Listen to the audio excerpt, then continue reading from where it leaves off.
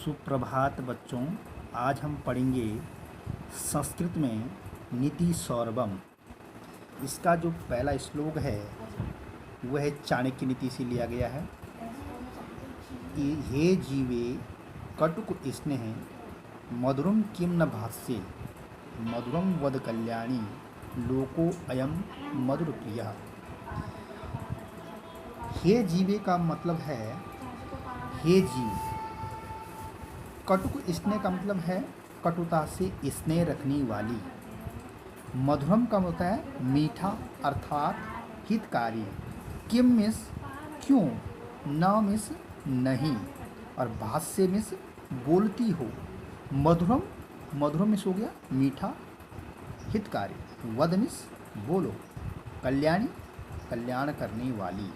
लोको अयम लोकों का मतलब होता है संसार। अयम मिस होता है यह, और मधुर प्रिया का मतलब होता है मधुरता से प्रिय। अब इसका जो हीनिंग अर्थ है वो है, इसका अन्वय होगा हे कटुक स्नेह जीवे मधुरम किम न भाससे कल्याणी मधुरम वद अयम लोको मधुर प्रिय। इसका जो हिंदी अनुवाद है वो है हे कटुता से स्नेह करने वाली जीव, तुम मधुर क्यों नहीं बोलते हैं। हे कल्याण करने वाली मधुर वचन बोल, क्योंकि यह संसार मधुरता से प्रेम करने वाला है। इसका सेकंड श्लोक है जो लिया गया है विदुर नीति से। अब विदुर नीति का 123वां श्लोक है ये।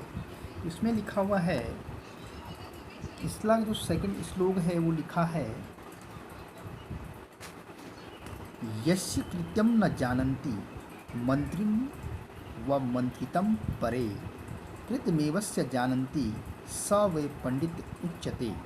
इसका जो अन्वय होगा वो अन्वय है, इसका अन्वय है कृत्यम मीन्स कार्य को, और मंत्रम विचार करने को, मंत्रितम विचार किए गए को, और परे मिस हो गया है पश्चात, कृतम मिस हो गया किया गया, और पंडितम मिस हो गया विद्वान, और उच्यते मिस कहा जाता है। तो यस्य कृतम मंत्रिम व मंत्रितम परे न जानन्ति अस्य कृतमेवा जानन्ति स व पंडिते उच्यते। जिसके कार्य के विचार को अथवा विचार किए गए निश्चय करने के पश्चात नहीं जानते हैं, उसके किए गए कार्य को ही जानते हैं, ऐसे वह व्यक्ति ही लोगों द्वारा क्या कहलाता है, विद्वान कहलाता है। इसका जो अगला श्लोक है वो है तीसरा श्लोक है इसका, विपति धैर्यम अभ्युदय क्षमा सदसि वाक्पटुता युधि विक्रमः।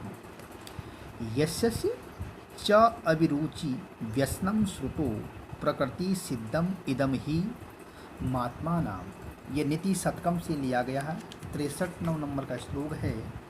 तो इसका जो मीनिंग है वो है, इसकी मीनिंग है अथा में सो गया अंतर, इसके पश्चात, अभी उदय का मतलब होता है उन्नति में, क्षमा का मतलब होता है सहन शक्ति, दूसरों के अपराध को माफ़ कर देना, और सदस्य का मतलब हो गया है सभा में, वाक्पटुता का मतलब होता है बोलने में निपुणता, और युद्ध में सो गया है युद्ध में, और विक्रमे का अर्थ होता है वीरता, और यस्य का यशस्य का अर्थ है यश में, और अभिरुचि का मतलब है इच्छा अर्थात अनुराग, और व्यसनम का मतलब है सौ, श्रुतों में से शास्त्रों में अर्थात वेदों में।